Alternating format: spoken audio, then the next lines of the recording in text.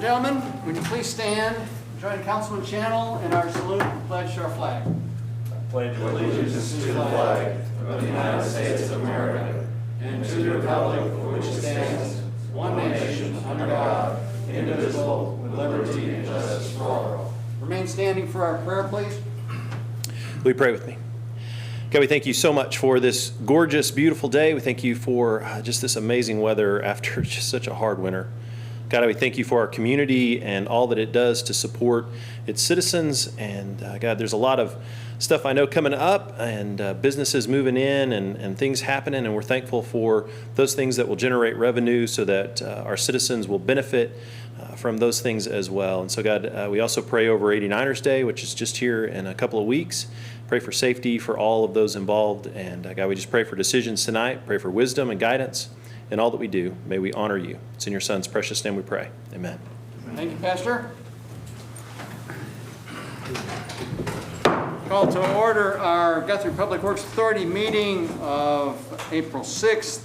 Second item on the agenda is public comments, community announcements, and recognitions. I believe we had one request for public comment. Scott McCann?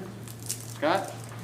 You want to come and address the group, identify yourself, your address. Can I take this down? Pardon? Can I take this down to You sure speak? can. Oh, good. Okay, hi, I'm Scott McCann, and I have been back here restoring my folks' house. And as a restorer, I really love these old houses around Guthrie, and my mother loved Guthrie, and she grew up in a lot of these little houses, but they're gone. And I know there's a problem with a lot of these druggies getting in there and taking them over and whatnot, and there's just a lot of silliness going on. And what I'm proposing is that we could look into allocating some money to get some surveillance cameras around town, you know, because I, for one, just had a brand new ladder stolen off the front of my truck right there on Noble, you know, and someone else had one stolen, you know, a few weeks ago, the police told me. So these guys this is just it's so easy for guys to come in here. If they come in from Oklahoma City or wherever, whoever they are, they spot something, they come back at night and they can get away because there's no surveillance. There's no way that, and we have the technology now to see license plates. If we had like 2 on College and a couple, you know, 4 on Noble and maybe 4 on Division or something like that, and then had a little area where the police and the sheriffs could go and look at those tapes whenever they needed to. It would be a good thing, I think. So that's basically it. And then we wouldn't have to tear all these cool old houses down that we could never afford to build again. Some of them are really cool, and the carpentry and the craftsmanship that went into them, I would love to restore them all, but I know it's hard. But I think we should look into trying to find who the owners are and straightening out the titles, and then see if we can get people to restore them instead of just tearing them down. Okay, all right. Okay, thanks. Thank you. We appreciate your input, Mr. McCann. I do have a couple proclamations that I'd like to read.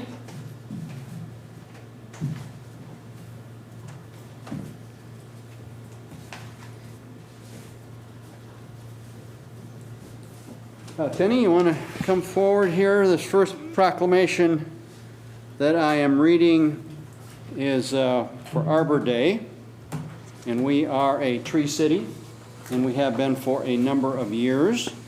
So I'd like to go ahead and read this proclamation. Whereas Arbor Day is now observed throughout the nation and the world, since trees can reduce the erosion of topsoil, lower our heating and cooling costs, clean the air, produce oxygen, and create habitat for wildlife. And whereas the holiday called Arbor Day was first observed with the planting of more than 1 million trees in Nebraska, and whereas trees provide numerous benefits such as increasing our property values, enhancing the economic vitality of business areas, and beautifying our community, and wherever they are planted are a source of joy and spiritual renewal. Be it therefore resolved that I, Stephen J. Gentling, Mayor of the City of Guthrie, in recognition of the upcoming National Arbor Day on April 30th, 2021, do hereby acknowledge Arbor Day in Guthrie, America. Okay. Thank you. Denny, keep planting those trees. You're doing a great. You and your staff are doing a great job.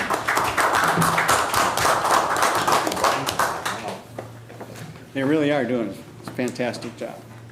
I now have a proclamation from the governor. This is a proclamation that reads, whereas Oklahoma's 89er Day celebration is an annual event commemorating Oklahoma's first land run, which opened the unassigned lands of central Oklahoma. And whereas it is appropriate for Oklahomans to commemorate the vision and resolution displayed by pioneer women and men who opened our territory to settlement on April 22nd, 1889. And whereas Oklahoma's land run marked the beginning of one of the most dramatic and colorful periods of history in our great state. And whereas it is fitting to reflect on the brave deeds, determination, and faith that guided early settlers as they built a firm foundation for future Oklahomans. And whereas the Oklahoma legislature has declared that the historic city of Guthrie in Logan County shall be the official city of festivities for the 89er celebration week.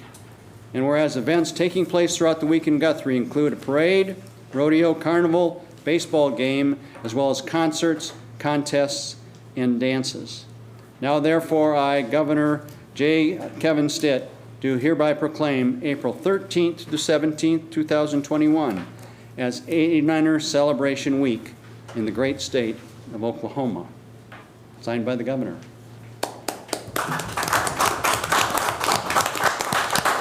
The only officially designated city in the state, right here, Guthrie, America. Oh, what, Mike? Oh, there it is. You want to hold it with me or something? No? We can do a selfie together. No.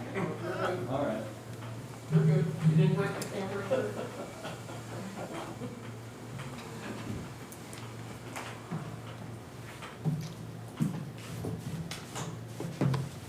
And we are going to be meeting with the governor in the governor's office, I think, Yes, right? in the Next Blue week? Room, next week, Wednesday at 2 o'clock. So for the official, if you will, signing, but he's already signed it, but official for photo ops. Okay. Third item on the agenda is the consent agenda. We have one item on the consent agenda, which is the approval of the minutes of Public Works Authority meeting of March 16th. I'll entertain a motion. So moved. And a second? Second. Motion and a second. Any other discussion? All in favor, raise your right hand. Unanimous approval of all those present to approve the consent agenda item A. With that being the last item on our Public Works Authority, we are adjourned, and I call to order our City Council meeting of April 6th. Second item on the agenda is the consent agenda items A and B. A is the approval of the minutes of City Council meeting of March 16th, and B is the approval of budget amendment number 1, which amends the budgets for general fund and grant fund. It's primarily the CARES money that the city received from the federal government. So we have those two items on our consent agenda. I will entertain a motion. So moved. And a second. Second. Have a motion and a second. Any other discussion? All in favor, raise your right hand. Unanimous approval from those present to approve consent agenda items A and B. Item number 3, discussion and possible action regarding a memorandum of understanding between Neutron Holdings, which is the Lime scooters, and the city of Guthrie. Mr. Lime. Hello.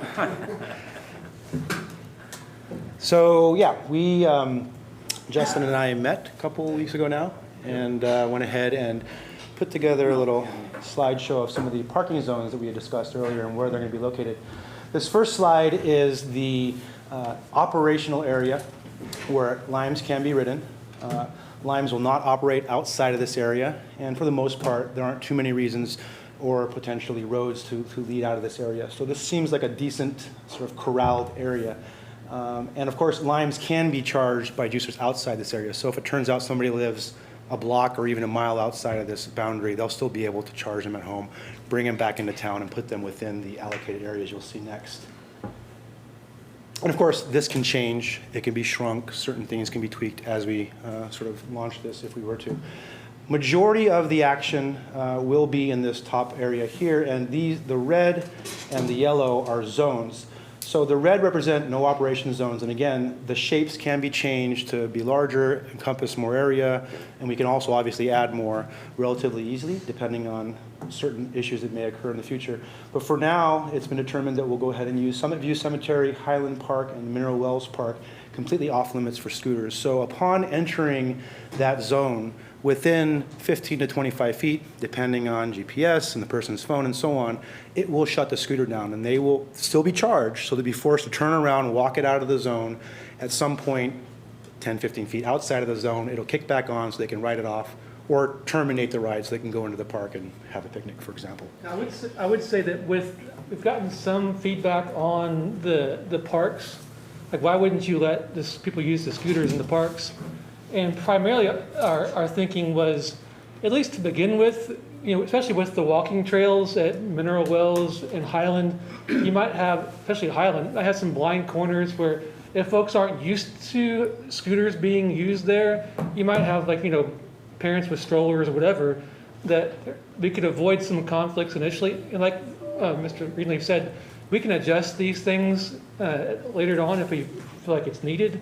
But for right now, we thought it might be good just to kind of slowly kind of ease people into it by saying, okay, maybe we don't allow them in the parks at first just to avoid conflict with pedestrians and walkers and joggers and scooters, but those can be adjusted if you all think we need to, or if we see at a later date that it's necessary or would be beneficial to residents and tourists and stuff. And whether this happens at start or at some point in the future, it's decided that, let's just say, one of these locations is actually okay. Instead of completely just allowing folks in by turning off the no entry zone, we can make, for example, Summit View Cemetery, not Summit View Cemetery, let's say Mineral Wells Park, a slowdown zone. So instead of that whole red area now being a no operation zone, upon entry within that 10, 15, 20 feet, it'll slow them down to 10 miles an hour, so that in the situation where as people are getting used to scooters maybe coming around the corner, they're not quite actually going that fast. 10 miles an hour, although sounds like it's fast when you're balancing on two wheels, that's probably the slowest you're going to want to go, because between 5 and 10, you're really trying to hold on. But it's also not as fast as 15 can actually feel like and seem, especially approaching a pedestrian. Like a scooter parking area or something at the park? Absolutely. So in the areas where, assume the cemetery, potentially not, because there may not be many folks scooting to the cemetery, but at the parks, absolutely. Upon working with Justin, we can find areas with wide sidewalks or concrete where they could park the scooters, and we can allow. The other thing is, if they were to ride up to Mineral Wells Park, that little notch there, the parking lot is, the entry point, they will be able to park their scooters outside the border. Obviously, they should do it properly, but we could, of course, put a sign there, an A-frame, something that suggests, hey, put your scooters here if you are visiting I the just park. see them being everywhere, with kids riding them in and jumping off of them. I just see them being everywhere. That's all it is. And if this does become an issue, not that this is the city's responsibility to police, but as potential complaints come in, we can identify this. If we can identify the scooter, I can identify the rider. Granted, it's one thing if it's been sitting there all night. There might have been other riders that brought it there. But at the end of the day, if we have the license plate number, which is the 6-digit letter or number on the QR code, I can easily pull up history and ban the person or warn them and let them know that we're watching, so don't do anything bad. The yellow area is the no parking and slow down zone that will be created around effectively this busier part of downtown. What that means is you will be able to ride through. Upon riding through that area, let's say this area, you will be slowed down.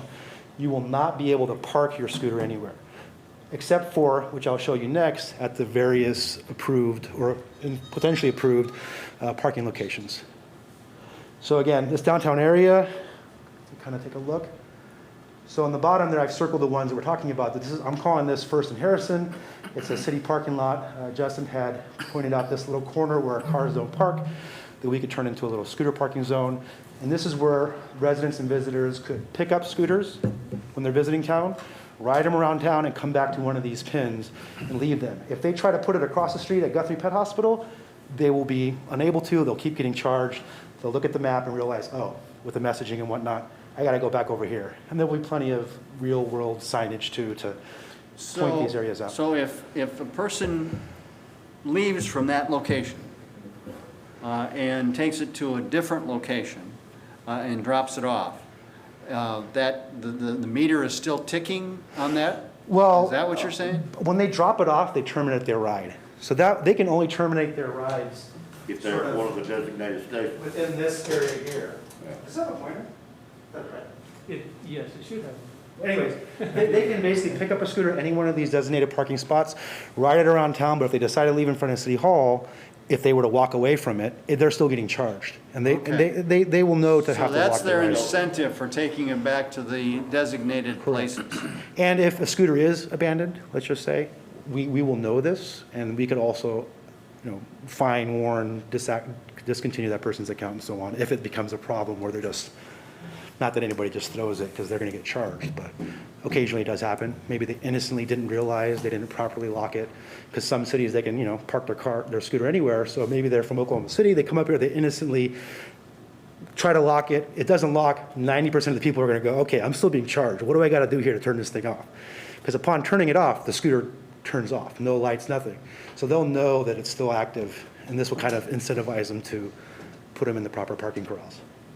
Outside of this zone, though, so across the street from, let's say, Harrison and south, they will be able to park their scooters, obviously properly, but in areas other than the designated areas within this border. And here's another one, Division in Harrison. This is another city parking lot. Wentz and Harrison. These aren't official names, just sort of what I gave them to help locate them. This is Oklahoma and Wentz. And this is the public library. So this is one where it is not city property.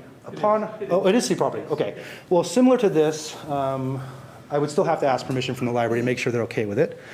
So what we do is we go with a letter of no objection. It simply states, I, whether it's the property owner or the business owner, approve or do not have any issues with these scooters being here. Similar to the MOU, at any point, if they decide after a week this is not something they want, they can let us know and we move that hotspot. But this location and obviously the Guthrie Tourism Office and potentially any other private businesses that we could work out, get permission from to put scooters there. Potentially, let's say a coffee shop on the other side of town. There was one, Java Dave's, I think it is, Java Joe's. We got Rick's here on Oklahoma. So let's say Rick's decides, so many scooters are showing up to my place, but they're not able to park. They got to go park, let's say, a block or two down the street, and Rick decides he might want scooters in his parking lot, on his private property. This is where we would use a letter of no objection, just have a handshake deal with the property owner to have scooters maybe allowed in his parking lot, similar to how we do with the city. Here are examples of other markets that we operate. This first one on the left is where they converted all the car parking and then put a bike lane on the outside. So this is on-street parking. Another one in the middle, on-street parking. This is an example where they're utilizing space that doesn't impede upon pedestrian walkways. And this one here, I thought I had one more slide. All right, one more slide.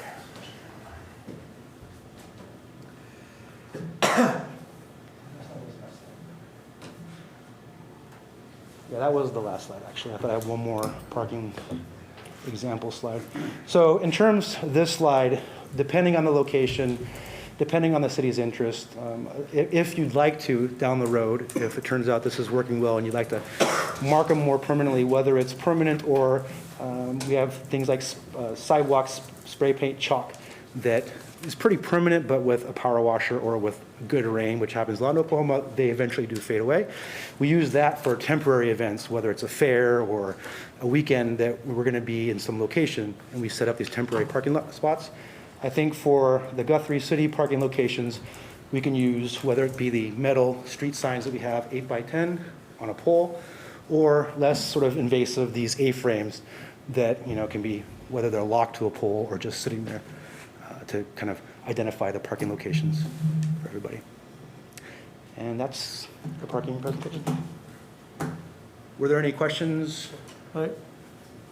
It's going to be clearly designated, they ride them on the streets, not the sidewalks, correct? Correct. That is the law. And then there's going to be one exception, didn't we decide to make an exception on the sidewalk from downtown to Walmart along Division as an exception, they could ride on that sidewalk? I mean, we're okay with that, yes. Okay. It's more. Can you do that like in a splash screen or something that? We can do that in a couple different ways. So on the scooter, we can have a physical lanyard, like a business card or larger size piece of paper sealed in plastic that's hanging, that'll have the basic, don't go to the cemetery, don't ride your scooters here, ride on the street, the basic information for this specific city, as well as in-app messages. I can set it so that if somebody opens up the app, one time a day, this message will pop up if you're in Guthrie. It won't pop up 10 times if you open it up 10 times, but I could trigger it so that every time you open up the app, at least within one day, the message will pop up, and that could also inform them with whatever rules, that they would need. And of course, email campaign or even through social media and stuff. Lastly, the in-person, training. So if somebody starts to go onto a sidewalk in the downtown area, let's say, so is the scooter inactivated then? No. No. So we're relying on the driver, if you will, of the scooter to obey those rules. Correct.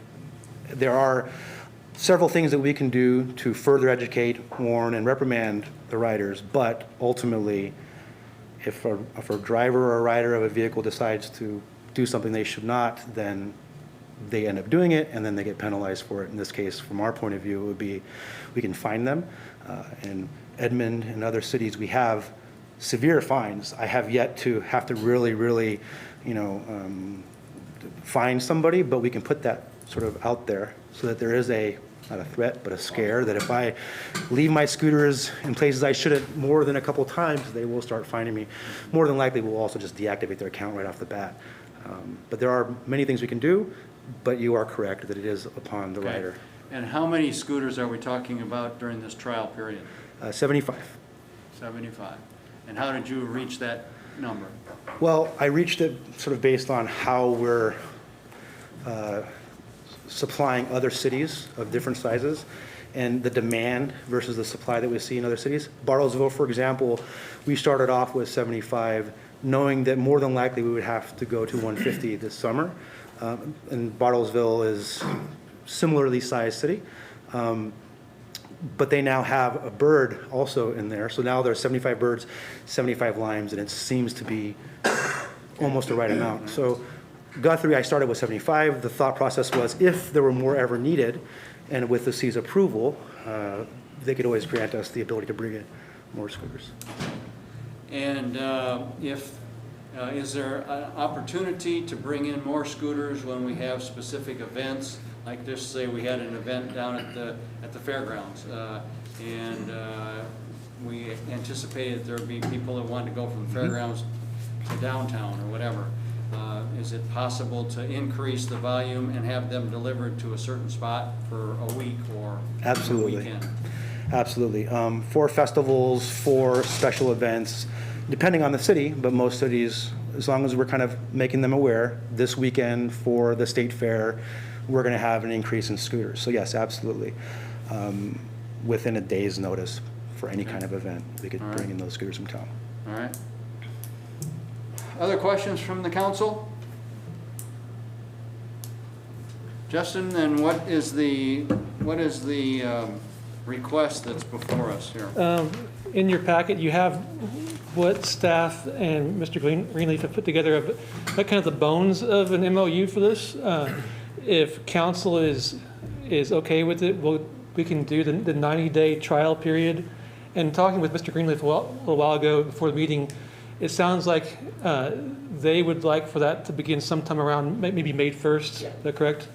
Yeah. We can ultimately be here within a week, but I think May 1st will give both sides enough time to, for on my side, to set up the zones, get everything set, so Justin can say, okay, this is what we agreed to, and potentially anything else on the city side might need to be addressed or amended. That'll give us time to Okay, all right. Any other questions, council? I actually have one other. obviously, from an evaluation standpoint, you're going to look at accidents. You're going to look at where if the scooters are just being tossed in places that they're not supposed to be. Is there any kind of customer satisfaction survey that you guys do, or have any kind of tool like that really talks about how well the customer is enjoying this experience? Or Yes, there have been in the past. I could have one set up. So you're talking about surveying our specific Guthrie right. residents who've written, absolutely. And we could craft the questionnaire together so that at least it's answering the right questions that the city's interested in hearing as part of the MOU pilot program. So that maybe over the 90 days, we can send people, depending on whether it's right off the bat or when they sign up for line or. Yeah, and I guess as I'm listening, not only just the customers, the users, but somebody who's walking down the sidewalk and almost gets run over, do they have access to providing some kind of feedback to a central source? So specifically yes, if they happen to have the app, even if they're not a writer, or if something happens and they download the app, then within the app, of course, there's a way to get a hold of customer service complaining about a scooter, or even in a very detailed way, point out what's wrong with the scooter, if you know, to fix the brake or fix the back lights. That's only if they got the app. If they got the app. On every scooter, there is an 800 number and a support email address that they could reach out to. And of course, in this case, if we were to put out a survey, we could share that link from that third-party survey website that we would use, like Google Forms or something. And then that could be shared, whether it be through the city or through local people. Okay. Hey, what do you guys think about this? What's your opinion? The pilot's 90 days. Okay. All right, so the proposal is for a 90-day trial? Yes, sir. Justin? And again, all of the details that Mr. Kingley talked about, these can be adjusted. It really is a trial period where you can figure out what works best, and those things can be changed on a pretty quick turnaround. Very flexible with our ability to zone, make them larger, smaller, we can add more, take them away. Switch it from a no parking to a slowdown zone, whatever that combination is.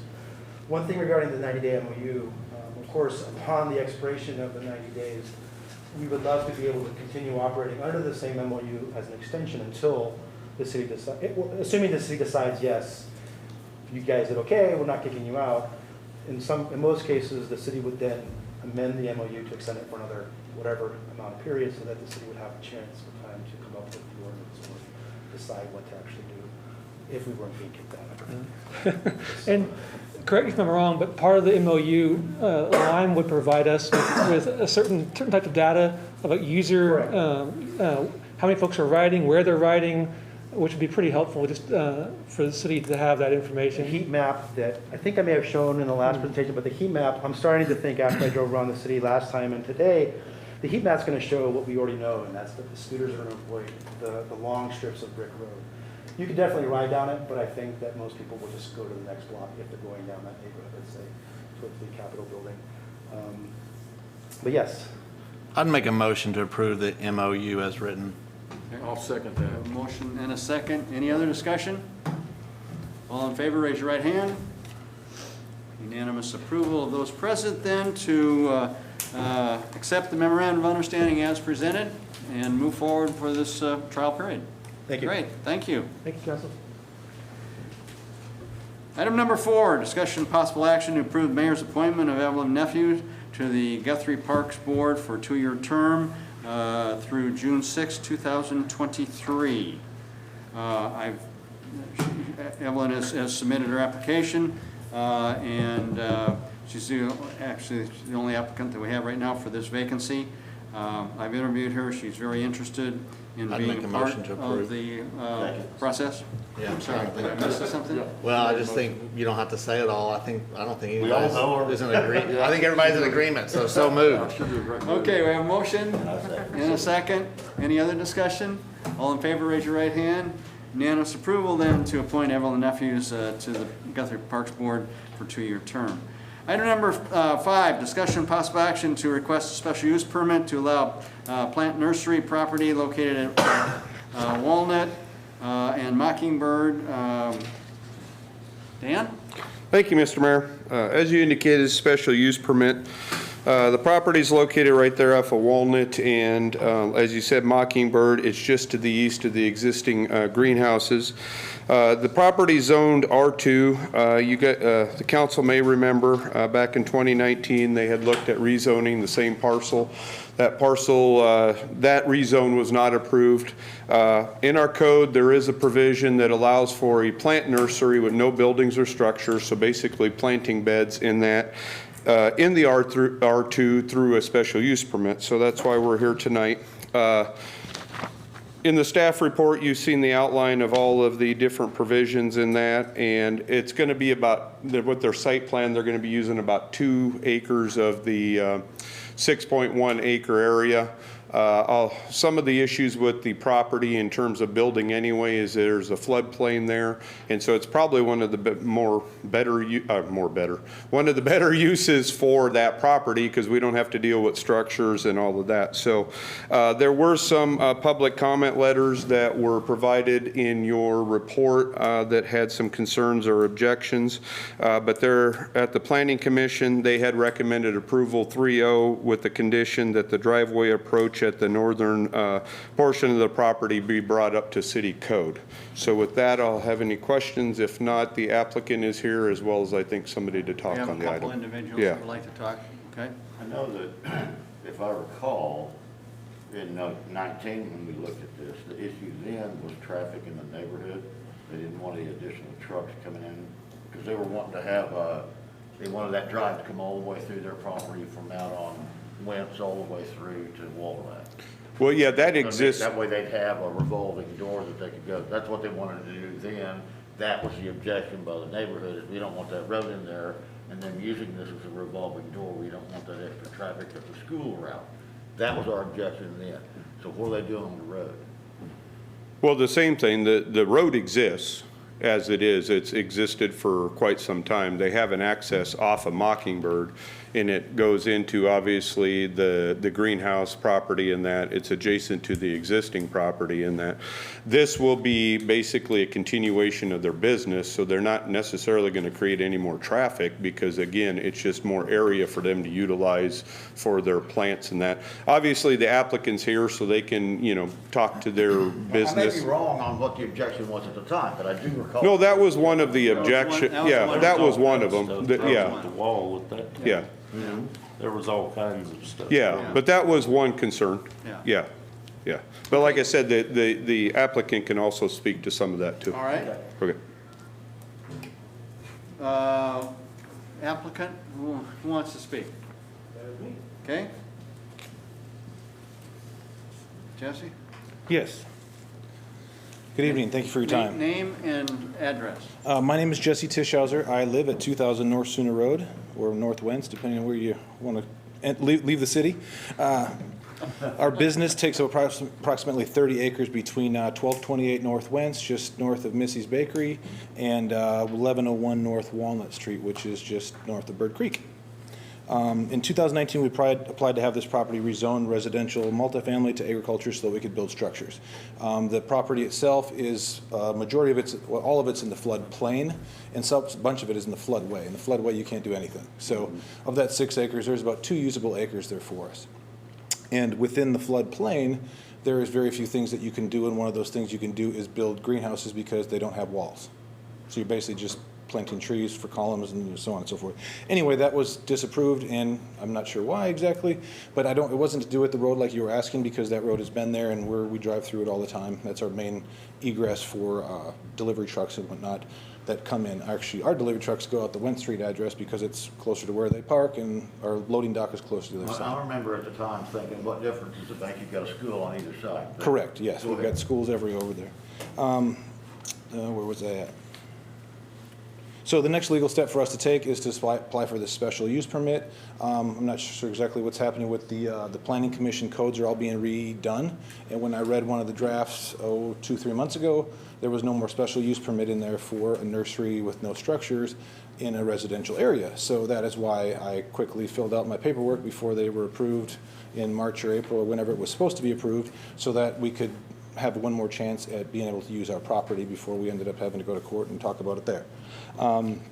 The special use permit will be used during the months of mid-March through mid-May. Obviously, we're outdoors and we're growing plants, so we can't go in January, February, March, early March when we have a bunch of freezes still. We will also use the property again, possibly in mid-August through October for our fall production.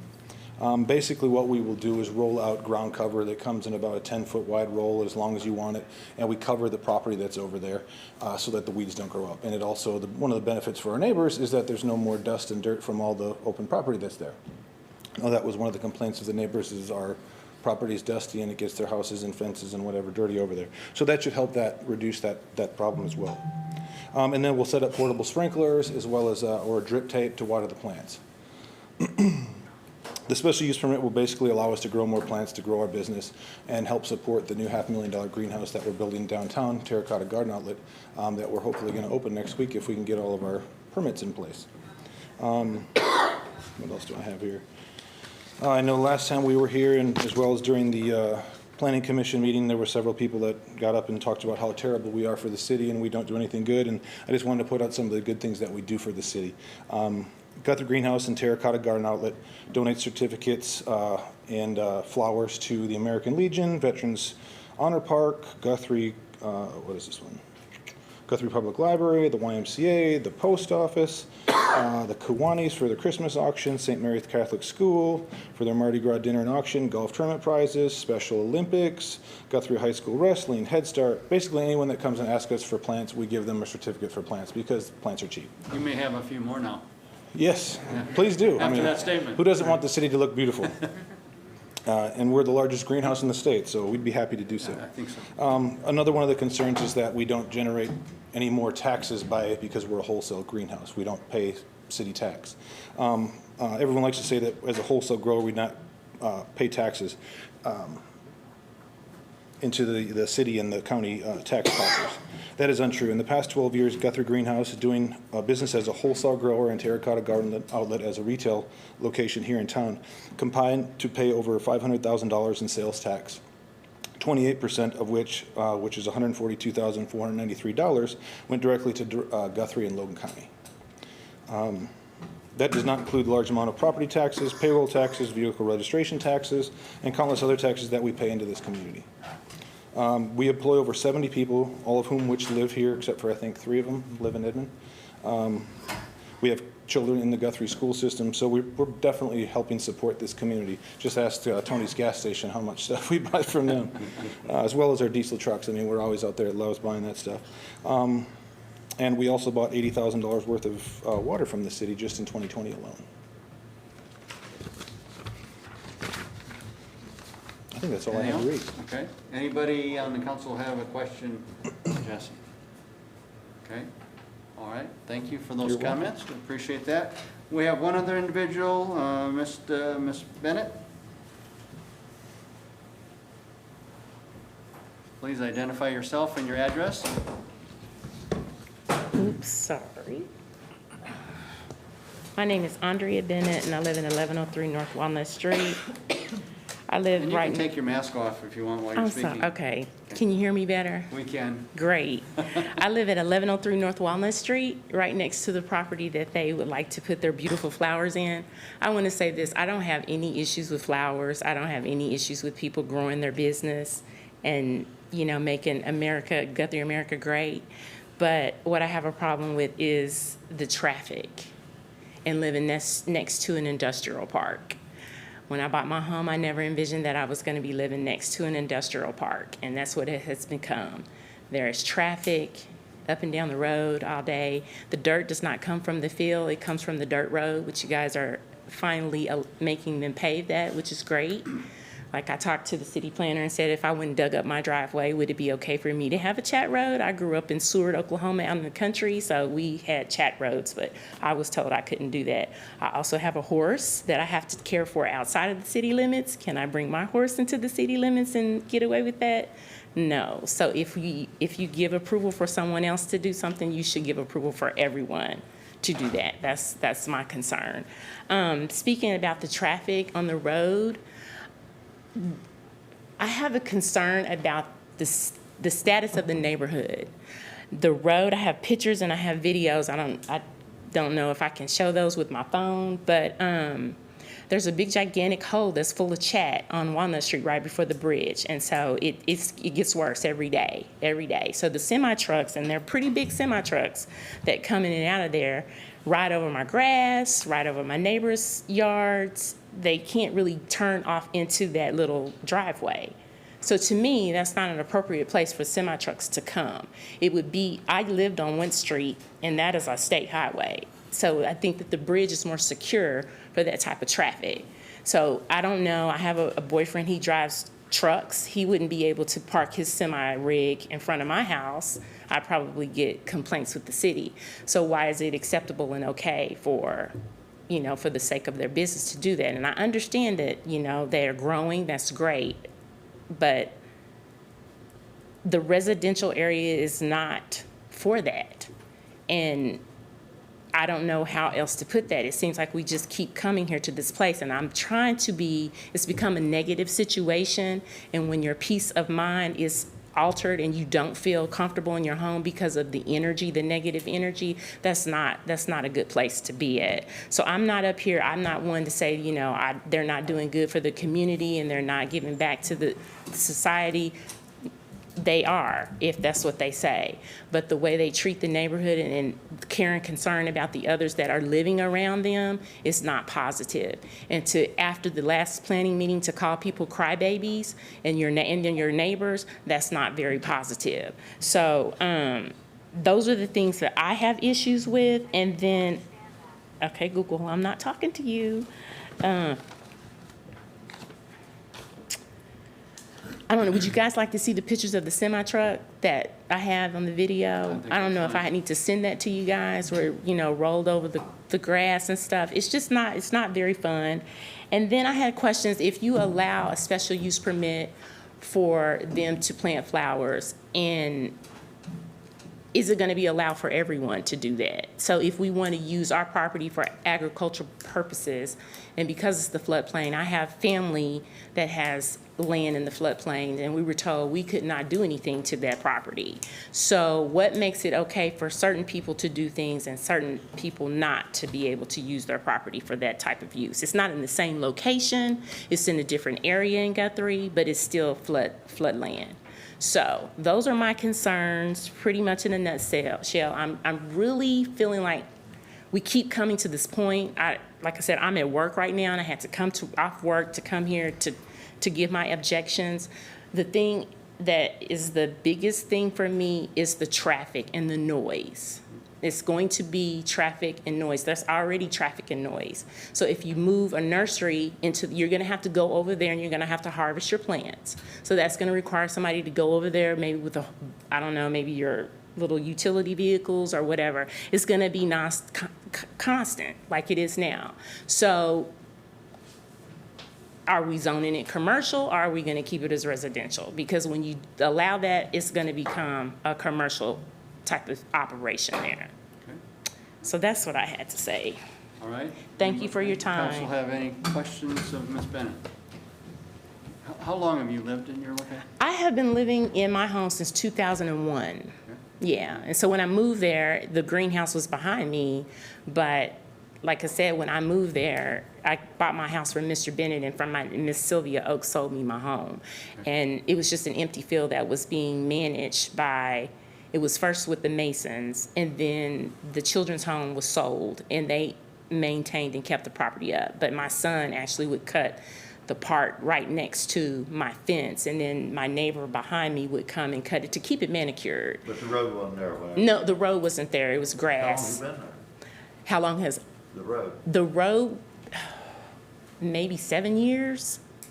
I think her dad was the person who bought the land first, and then they became the road, and then it's just gotten worse.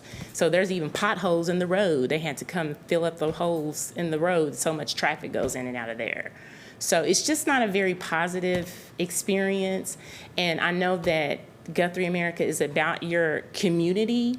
And so to keep our community in a non-commercial area, I just am not for allowing that to be in a residential area. And I don't have anything against beautiful flowers. I love them. I buy a lot of them, and I plant them in my yard. But it's just going to require people to tend to them, and it's going to bring traffic. So that's just my 2 cents on it. Thank you. Thank Ms. you. Bennett. And thank you for voting. Absolutely. Dan? So this issue went before the Planning Commission? Yes. And their recommendation was to approve it with the proviso that the road would be upgraded. No, it would be brought, Would meet city. the street, the driveway and the approach would be brought up to city standards. What does that mean? Basically, the approach has to, where it connects with the street, has to be brought up to have the wings and that, and then 15 feet inward would be paved. The rest can remain as is. That's the current standard, because in our zoning code, there's a provision that for any residential lot, you only need to pave the first 15 feet. After that, it can be unpaved. Because we have a lot of properties that are out of town, or, you know, the larger properties where they may have a 100-foot-long driveway to their house, and so they're able to have an all-weather surface versus having to pave the entire What thing. surface could he put on that road that's legal to the city of Guthrie, that's affordable to him, so that it doesn't bring dust to the... I mean, you can talk to the applicant. I mean, it is a special use permit. What's legal here? What? That's what I'm asking you. You can't put gravel down. What is legal? No, either asphalt or concrete. Thank you. Yeah. But they can put asphalt or gravel, can't they, post the 15 feet?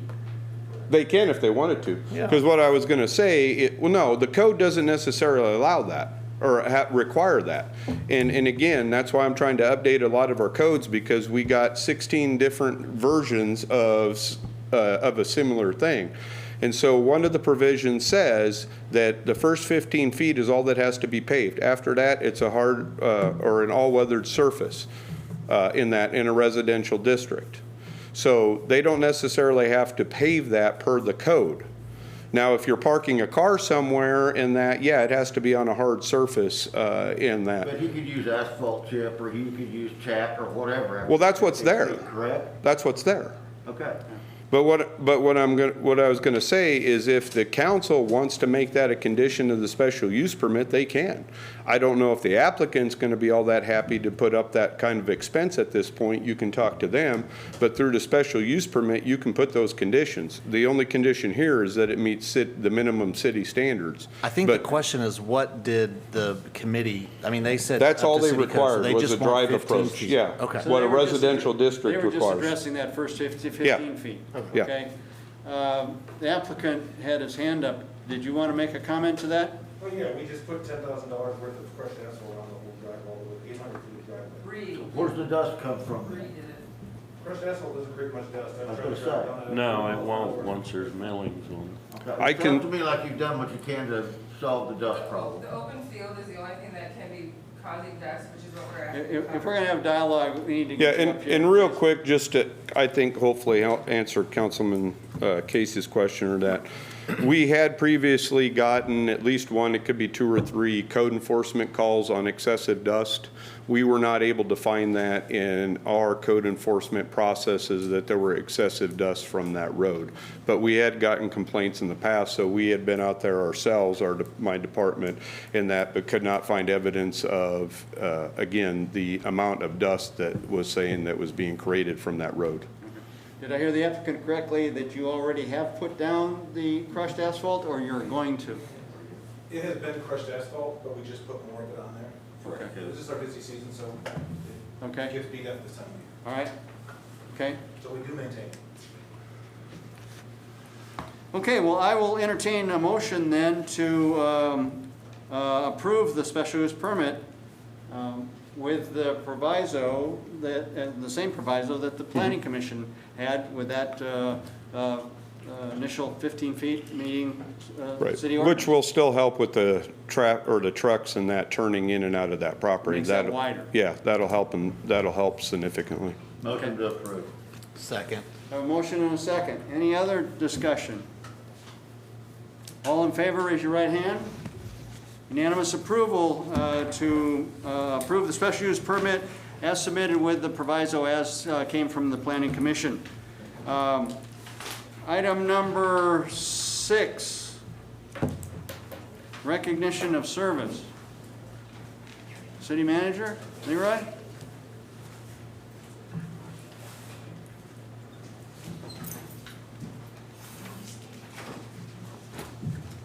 I don't see enough of them down here. Ken must have left one of you out.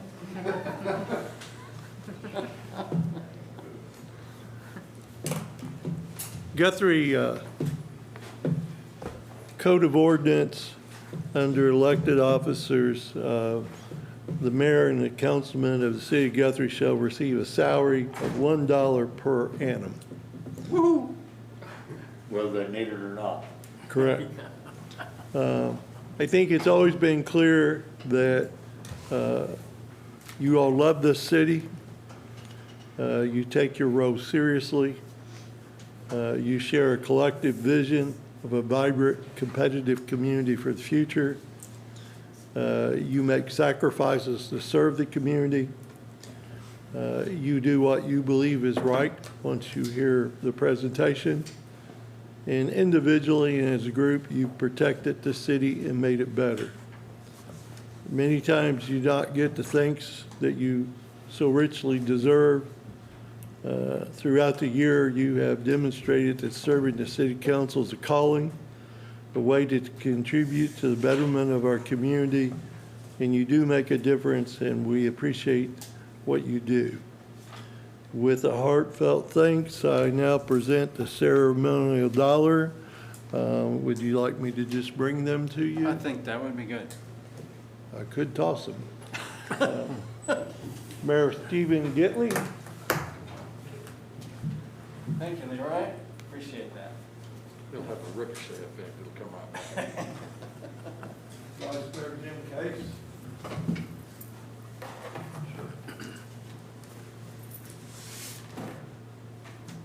James Long. We'll do this on video later. All right. Thanks, sir. Councilman Jeff Taylor.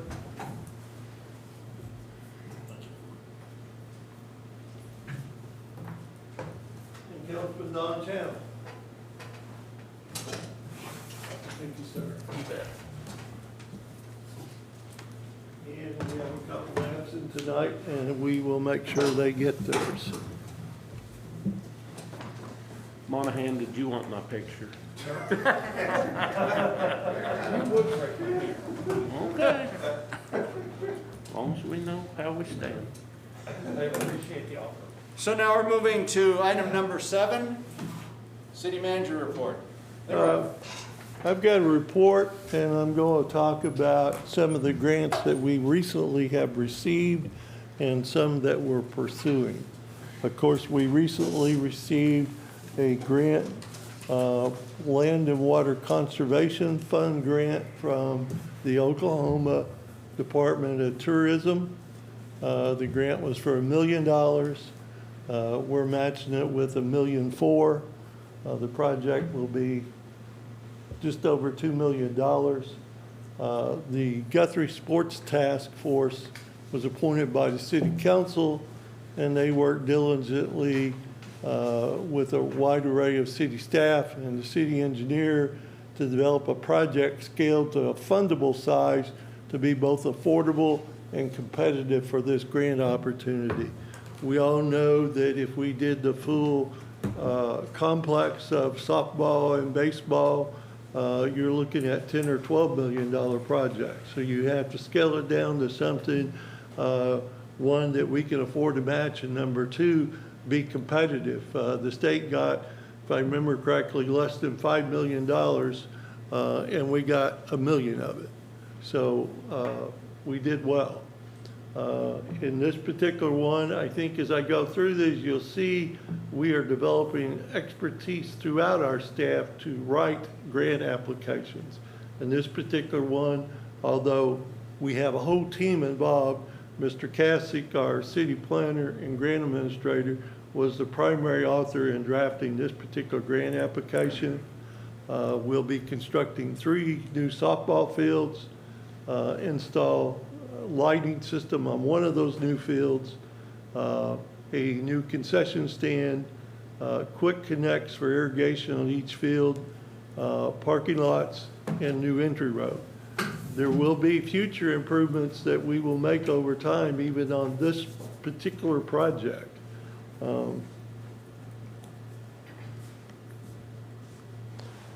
I might just go over, of course, the entire complex is 47 acres and 27 acres for softball and 20 for baseball. And it's sits by Mercy Hospital, Academy Road, Highway 33, as a reminder. This will be the future baseball complex to get it out of the floodplain and flats. And this is the existing 3 fields, softball fields, and these will be the 3 new ones. So when you looked at it, the entire complex, being a $10 to $12 million project, you had to decide what to do first. And the task force decided that it made sense to do softball first. Now, these softball fields, so we broke it down, and what's in the circle basically is phase 1A that we got funded that we'll be spending the $2 million on. And so we will have additional parking, we'll have 3 new fields. Those 3 fields, you can play baseball. They'll be set up where you can play baseball on them, but they will be softball fields. But they will accommodate baseball. We plan to look at, sorry, hit the wrong button. We plan to continue to pursue additional funding. We would like to propose to maybe have corporate sponsors and even naming rights to some of these fields, and work with some corporate sponsors to enhance the 3 existing fields. We want to, this year wasn't the appropriate year to do it with COVID-19, but we'd like to revisit looking at increasing the motel tax as an opportunity to get some more funding to do additional improvements to the softball complex. We'll pursue other grants. We may also pursue foundations. So this is the first step. It's not the last step, but at least it gets us started. We just recently received a TSEC grant from the Oklahoma Tobacco Settlement Endowment, $70,000. It's for park improvements. We will initially do shade structures at Banner Park and Mineral Wells Park splash pads. If there's funds left over, then we will do other small park improvements with that money. Kristen Elsenbach, our Human Resource Director, is our General Administrator of our wellness efforts, and she drafted this particular application that got us these funds. We recently received a $26,700 planning grant for the historic elbow area. This is just a planning grant. That money goes to the University of Oklahoma's Institute of Quality Communities to pay for the planning process. There is no construction funds in this. Hopefully it leads to that in the future. But the project is looking at planning improvements to Noble Park, which a lot of people refer to as the elbow area. This grant was funded through EGCOG, the Association of Central Oklahoma Governments, using federal funds they'd received. This particular one was, application was put together by our Tourism and Community Development Director, Justin Fortney. I might point out what we would like to do is plan to go on this side of the highway from 5th Street. 5th Street's right here. and go along the right-of-way to Ninth. And at Ninth, what we will look at planning is a pedestrian bridge that's wide enough to get an emergency vehicle over there if you need to, a four-wheeler or something, in case you need to go retrieve somebody if they become ill or hurt themselves. And then do a series of trails. These particular trails you see on here in the elbow area were using city road right-of-way that exists. As we identify property we own, and even if we have to purchase some, we may reconfigure that. But what we'd like to do is have walking, bicycling trails where we could have a 5K run without having to have police officers block intersections. And then we'll have the historic element and markers for the historic element. From that, we'd like to go under the bridge on 5th Street to Cottonwood Flats and do a bicycle walking trail that ties into Banner Park. And then this would be on 5th, and Main would be a shared bicycle road, cars, so that people could get from downtown to the elbow.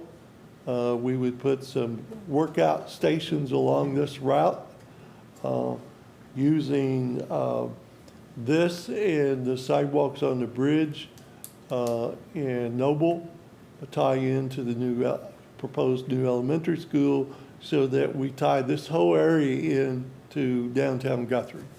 It'd be the concept that we're going to try to plan and position ourselves for future funding opportunities to pursue that.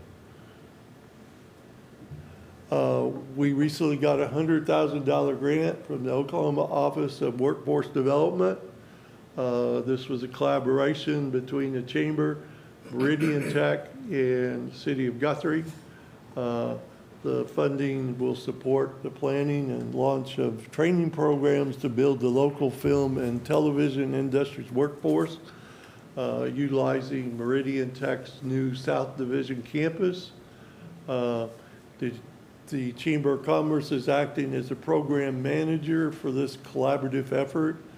Shonda Rooney, our city economic developer, played a lead role in assimilating and writing the grant application. They've had some meetings since then, and it's pretty impressive, the curriculum they're putting together that will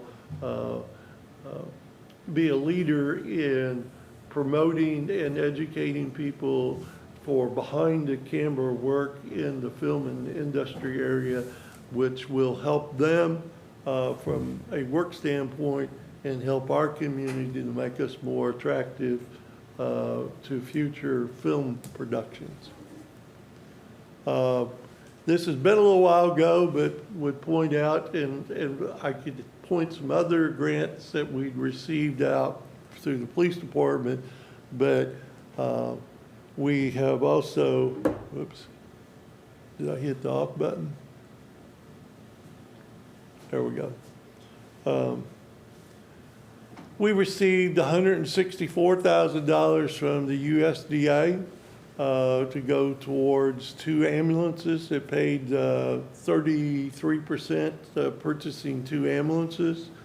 Earlier this year, we got another grant from USDA to pay 35% of the purchase of a new fire truck, and we used CARES Act money as a match.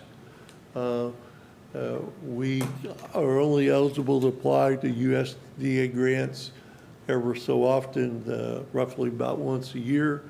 When our eligibility comes back up, we are looking at using some of the CARES Act money to make renovations to Highland Hall that serves our seniors, and rent it out for special events. And we're looking at about a $300,000 budget there. We will try to apply for a USDA grant to put some additional dollars into that project once we're eligible to apply for another grant. So those are some that we have gotten, now dreaming or creating, some that we're positioning ourselves to apply for. Under the CARES Act, the U.S. Economic Development Administration, or EDA for short, got $1 billion. And they have awarded that $1 billion. We missed that opportunity because we were having some difficulties with some of the partners that we need to work with to apply for these funds. I think maybe we have resolved that now. But under the American Rescue Plan, the EDA got an additional $3 billion. And just as an example, under the CARES Act, Weatherford got a $2.8 million grant for their business and technology park, and it paid 80% of the project, and they only had to have 20% match. If you look at our 2002 comprehensive plan under economic development opportunities, it says that our greatest opportunities are to use Interstate 35 and the airport as catalyst for economic development.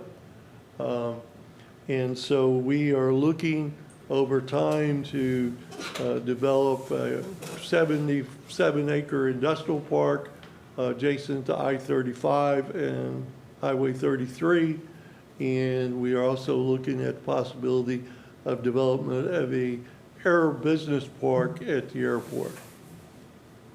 And so we're going to position ourselves and get ready to apply for the next round of funding coming up with that $3 billion that's been made available to EDA.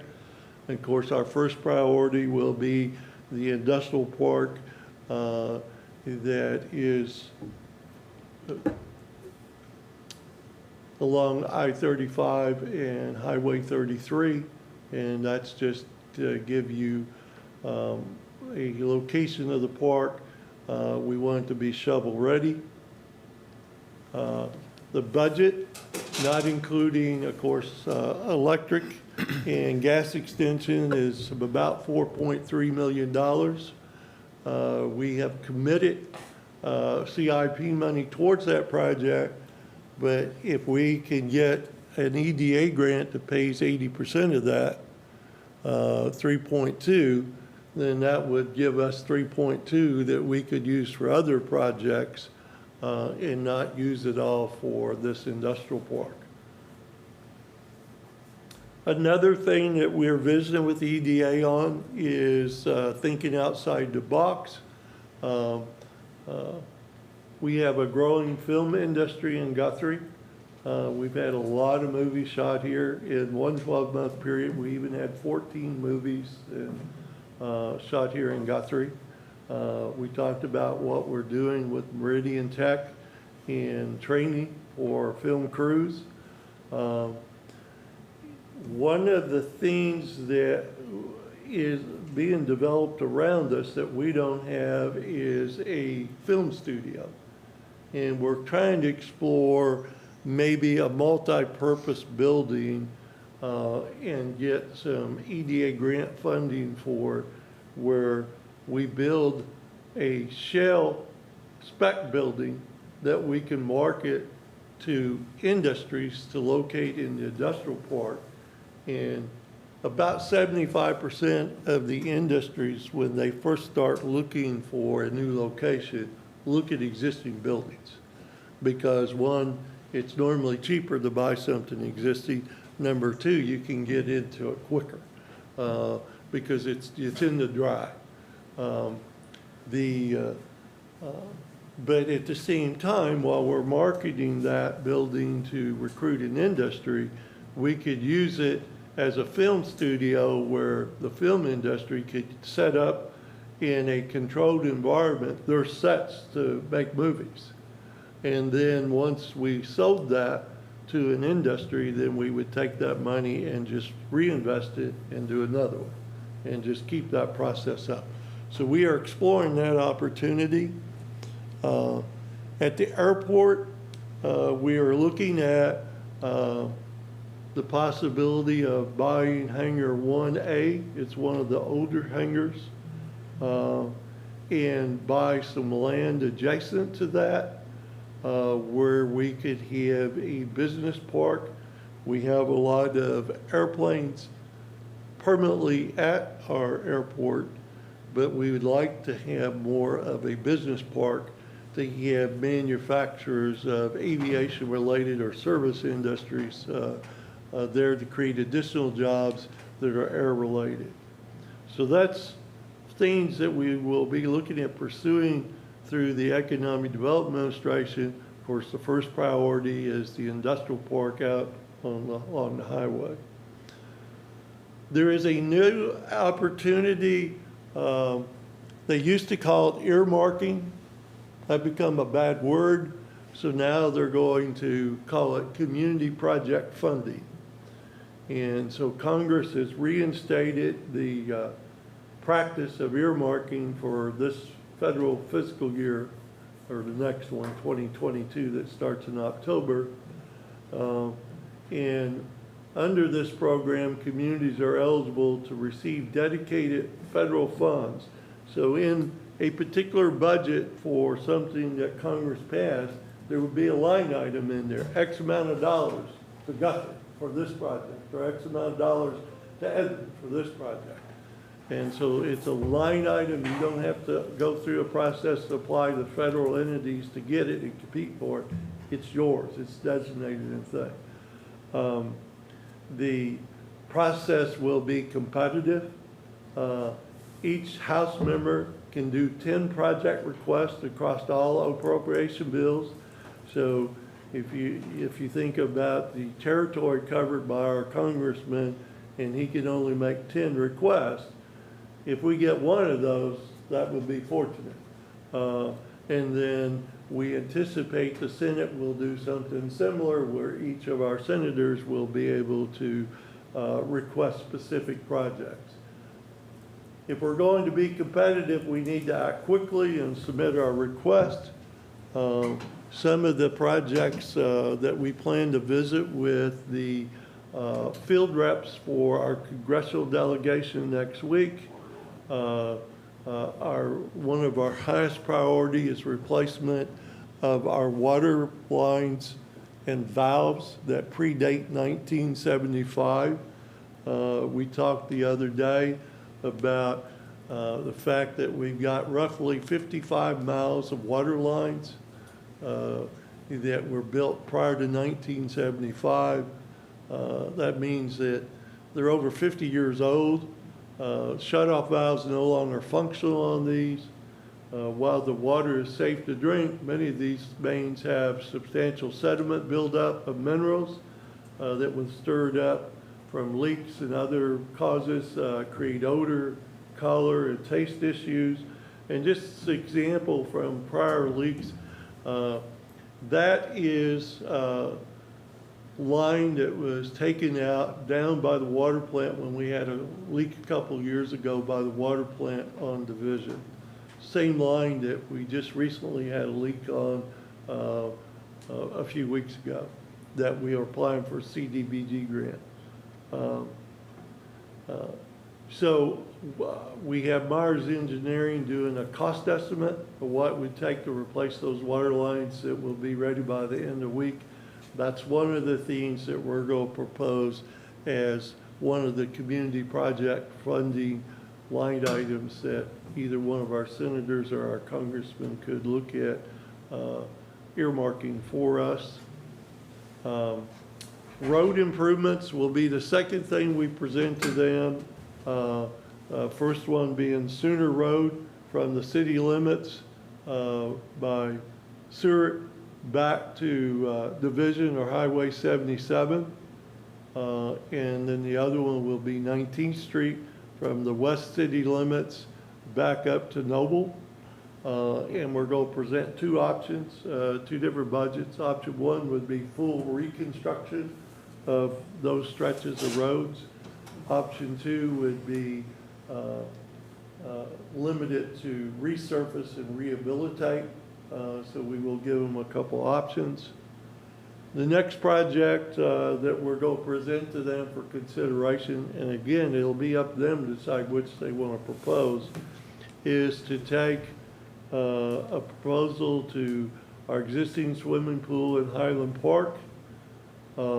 This is just a prototype that we're working on with a firm to have something to propose, but a new aquatic center that would have water slides, zero depth entry, places for kids to play, shade and spectator, a aquatic center.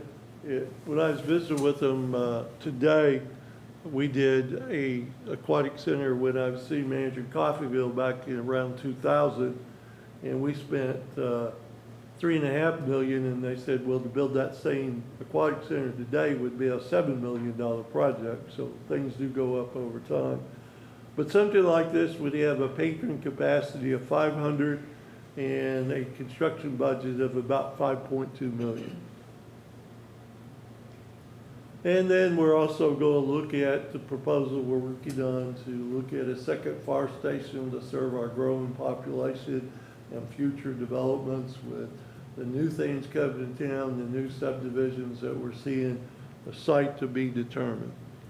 Now, not to be confused with the earmarking, there's a different federal funding opportunity on the horizon, and that is President Biden's $2 trillion infrastructure plan. Now, that will be like the COVID money and everything else. EDA will get an allotment of money. ODOT will get an allotment of money. You'll have to apply to all these different agencies in a competitive format. But $115 billion will be going for bridges and roads for the nation, $20 million to improve road safety, $80 billion for railways. Of course, these numbers will all change in the negotiation process. $50 billion to improve infrastructure, resiliency, $25 billion for airports, $56 billion modernizing water systems, and $100 billion in workforce development programs, including $5 billion for violence prevention programs. One project of particular interest to us that may benefit from this infrastructure plan is Amtrak. The route from Oklahoma City to Newton is one that's being considered as a project as part of this process.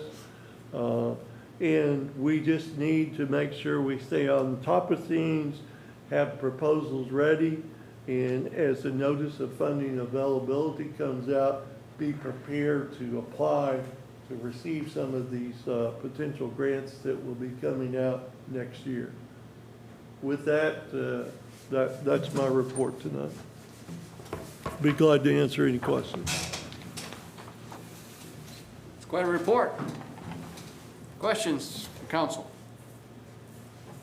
Well, Leroy, thank you for showing us opportunities as well as showing us what has been accomplished in the recent past, especially as it relates to grants that allow us to leverage funds and be a superb steward of the resources that we have. So great report. Thank you. Item number 8, comments from members of City Council. Vice Mayor Case. I've got nothing. Councilman Channel. I'll just let you have mine. Councilman Long. I'm good, thank you. Councilman Taylor.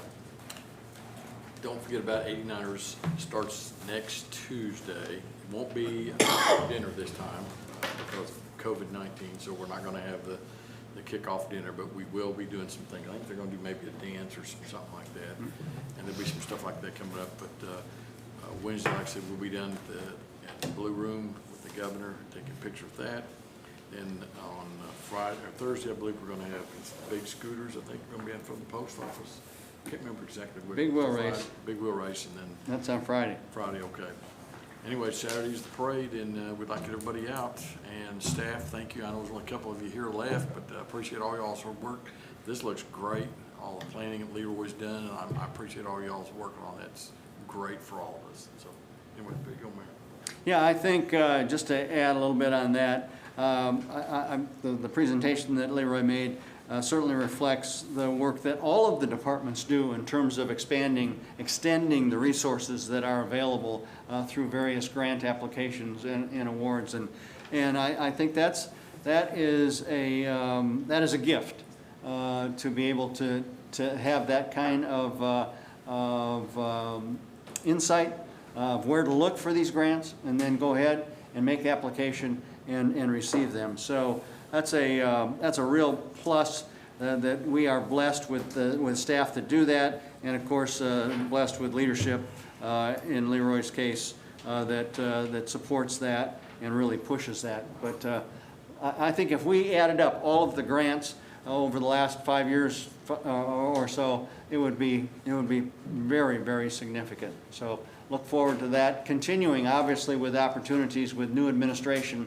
Are going to be a lot of opportunities out there, and as Leroy identified, competition will be heavy. We got to be ready. Got to be ready to go. So, with that, we adjourn our city council meeting and call to order our special Guthrie Economic Development Authority meeting of I guess today. First item on our agenda, second item on our agenda is the consent agenda. Item A, which is the approval of the minutes of the special Guthrie Economic Development Authority meeting of March 2nd. I'll entertain a motion.